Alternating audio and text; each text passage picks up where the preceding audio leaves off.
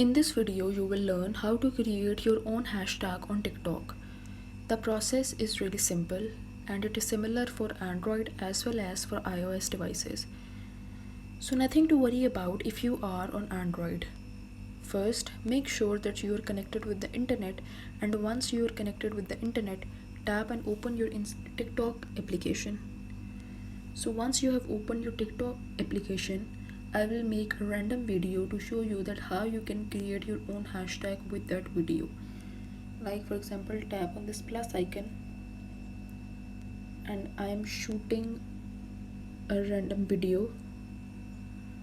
After that, tap on this tick sign and then tap on next button.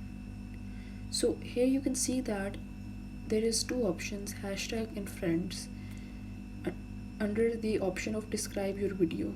So tap on hashtag and now here you can write any new hashtag, like for example